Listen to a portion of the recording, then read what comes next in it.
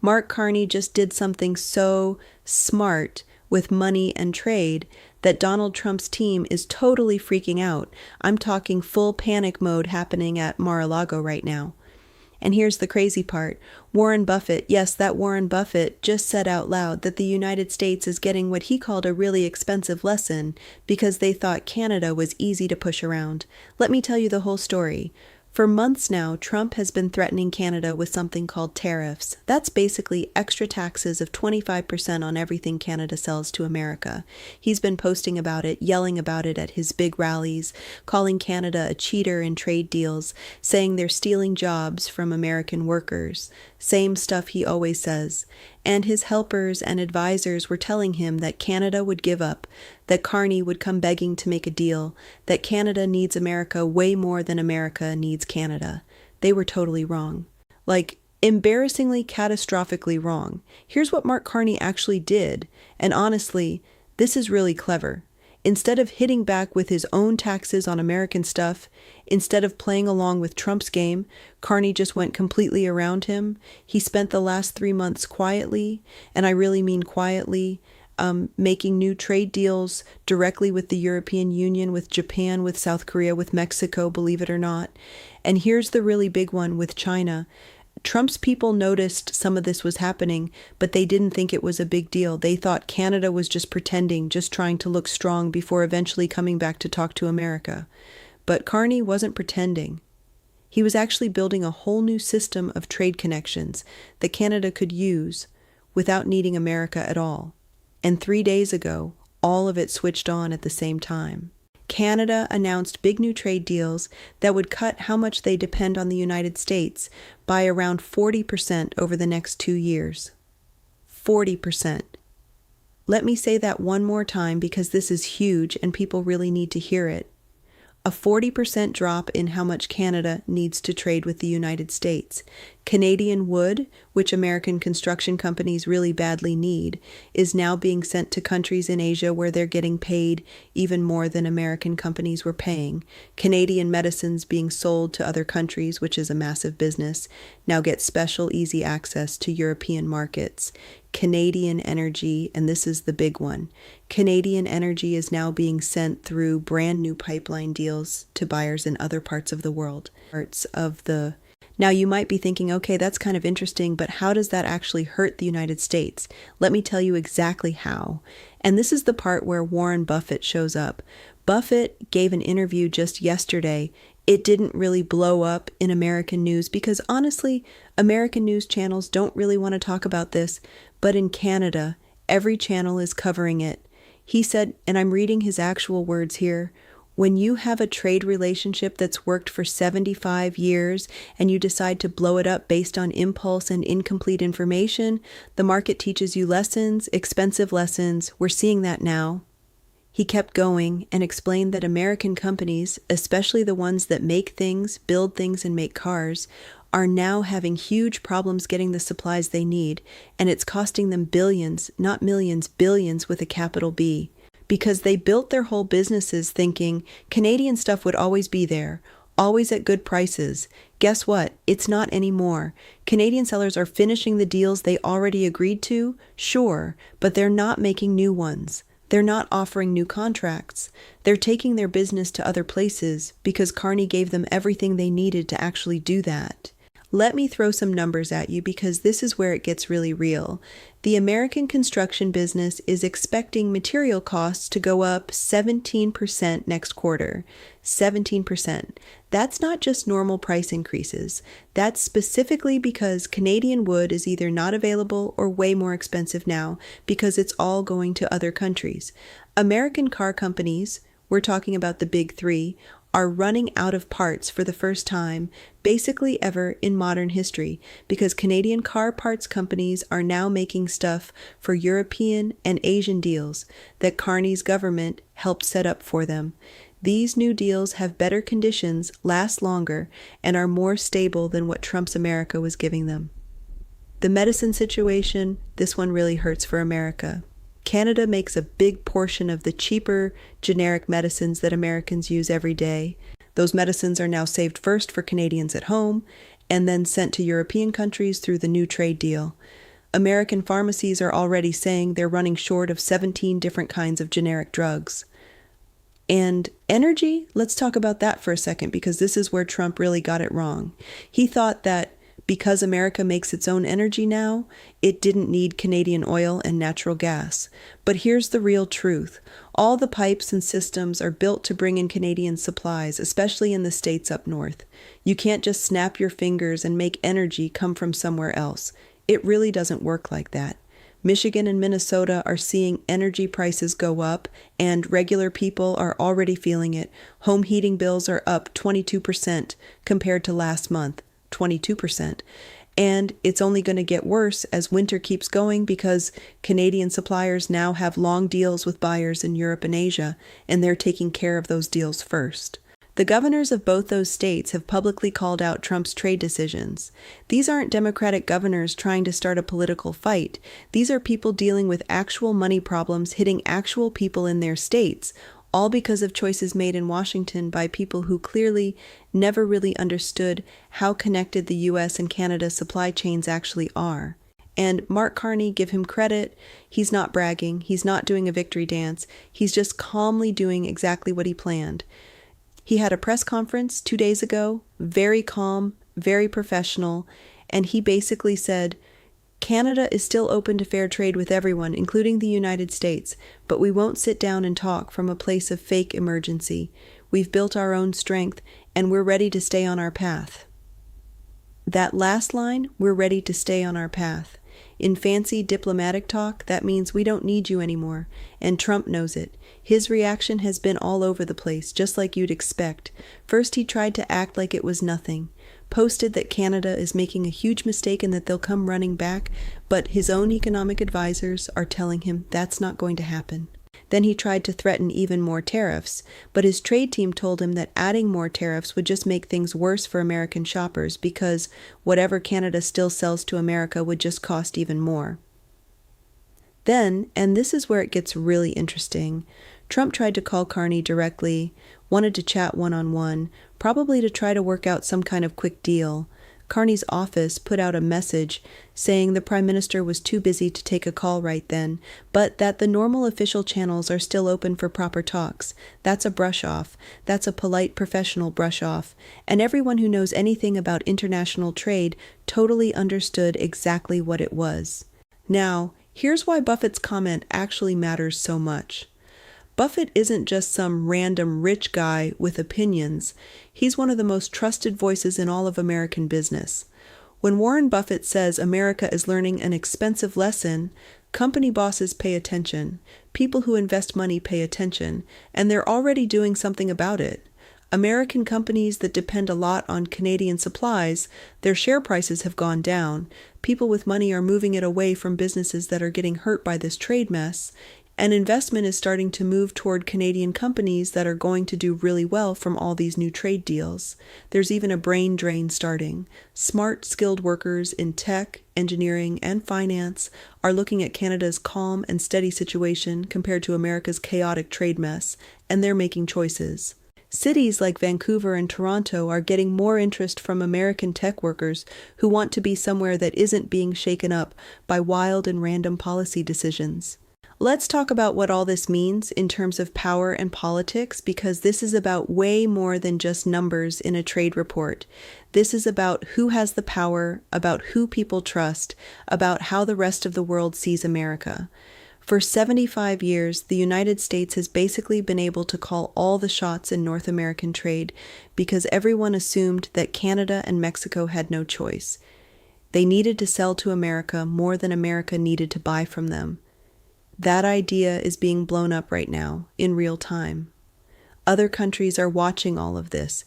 They're watching Mark Carney build a working trade setup that makes Canada less dependent on the United States, and they're taking notes. If Canada can pull this off, if Canada can actually protect itself economically from American pressure, then what's stopping anyone else from doing the same thing? The European Union is already talking to Canada about making their new deals even bigger. Japan has said it wants to get even closer to Canada. Even countries in South America that have always kind of been in America's corner are looking at what Canada did and thinking maybe we don't have to just take whatever deal Washington gives us. This is a real and fundamental change in how world trade is set up. And it's happening because Trump's team completely misread the person they were dealing with. Mark Carney isn't some random new politician. He ran the Bank of Canada and then the Bank of England. He understands global money and finance at a level that honestly nobody in Trump's team can come close to. He saw Trump's tariff threats coming way ahead of time, and instead of getting emotional or making it into a political thing, he built a careful, step-by-step response that would actually work. He built backup options into Canada's trade relationships. He spread out their partnerships to more countries. He created real power for Canada. And now when Trump threatens tariffs, Carney can basically say, go ahead. You'll hurt your own country way more than you'll hurt ours. And the numbers actually back that up. The math shows that Trump's tariff threats would cost American shoppers and businesses around $140 billion every single year. Canada's new trade setup takes away most of the pain they might have felt. The political mess inside the United States is only just getting started. States along the border, states whose whole economies are basically tied to Canada, are really angry. Business owners in those states are demanding that Congress step in and put limits on how much the president can just unilaterally slap new trade taxes on people without checking with anyone, taxes that are causing this much economic damage. There's actually bipartisan legislation being written right now, meaning both Republicans and Democrats working together, that would require Congress to approve any tariffs over a certain size. It probably won't pass. Trump still has enough support to block it. But the fact that it's even being talked about seriously shows just how panicked the business world is. Farmers are especially upset because Canada is also a huge buyer of American farm products. Carney hasn't officially hit back with tariffs on farm goods yet, but everyone knows it could happen. American farmers are already barely making enough money, and losing Canadian customers would absolutely destroy many of them. Let me make this really personal, because trade stuff can sound really dry and distant, but it affects real people in real life.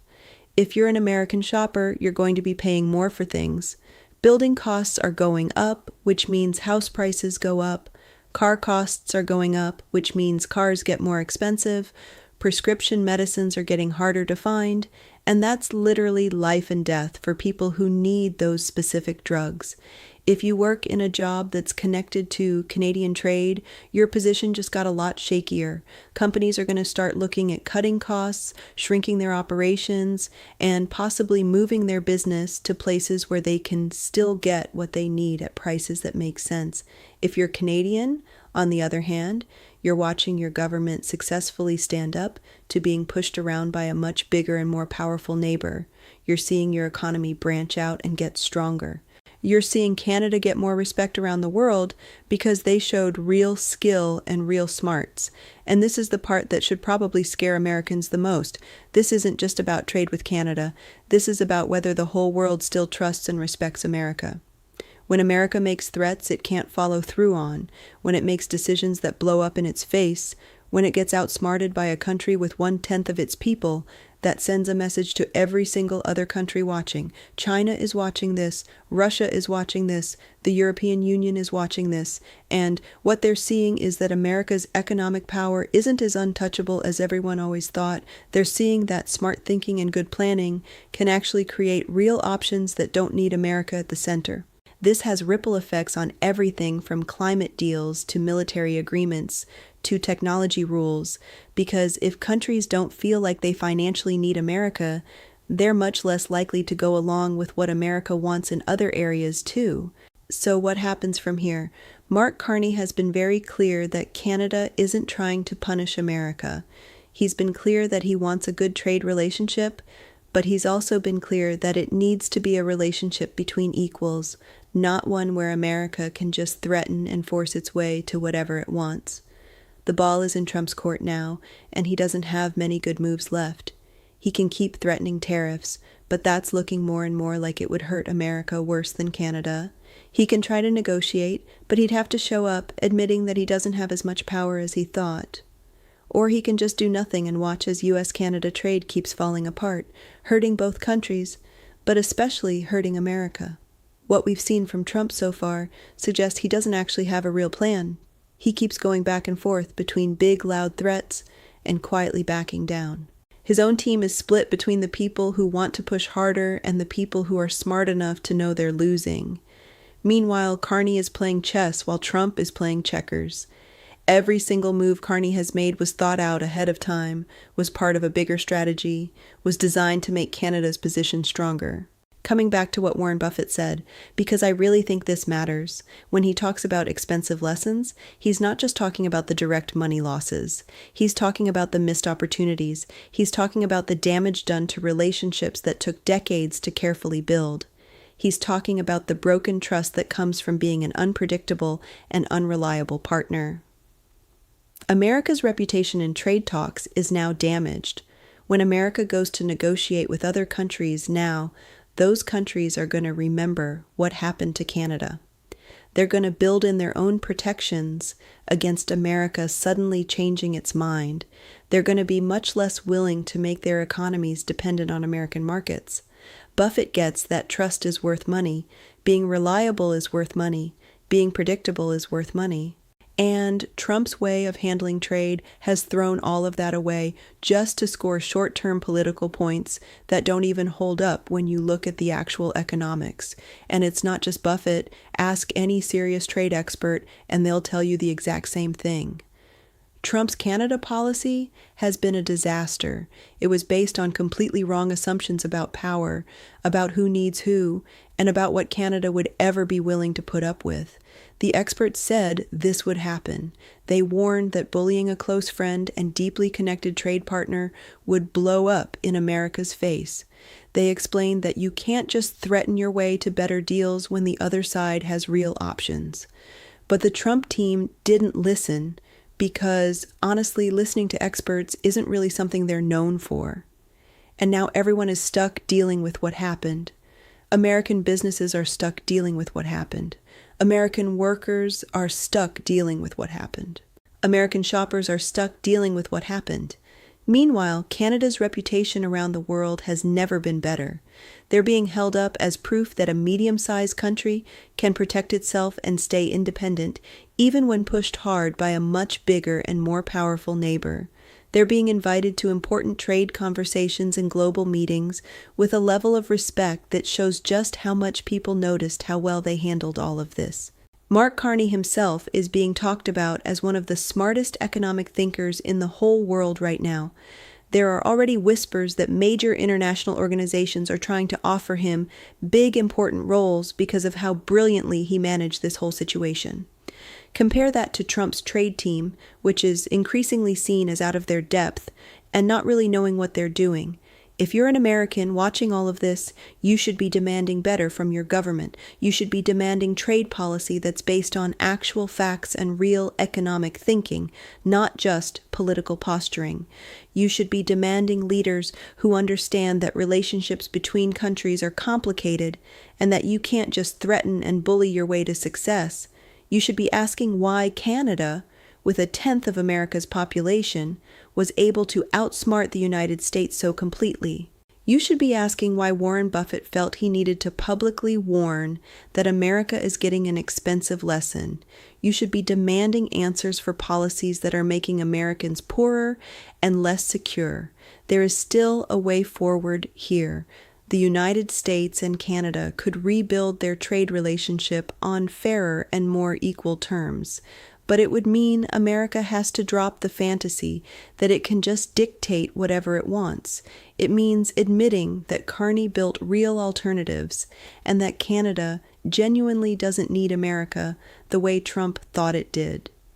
It means actually sitting down and working something out together, actually giving something up on both sides, actually treating Canada like a real independent country with its own interests that matter.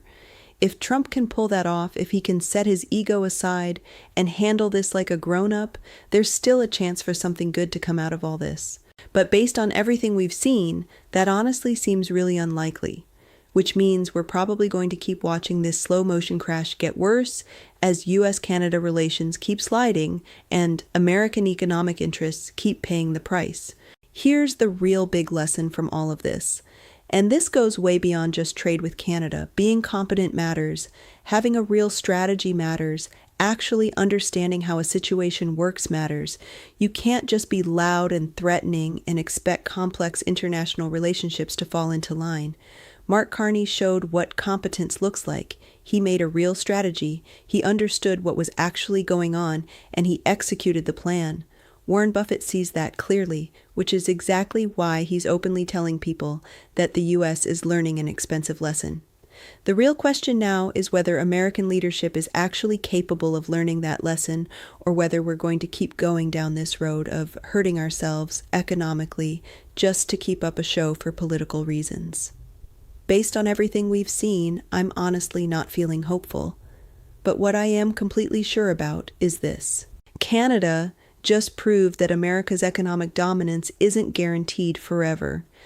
They proved that smart thinking and good planning can create real options. They proved that you don't have to just sit there and take it when a bigger neighbor tries to bully you. And that's a lesson that's going to be heard and remembered way beyond just North America. The whole world is watching and the whole world is learning. The expensive lesson Warren Buffett is talking about, it's going to cost way more than most people even realize yet, because the costs aren't only about money, they're about strategy. They're about where America stands in the world. And Mark Carney just fundamentally changed that standing.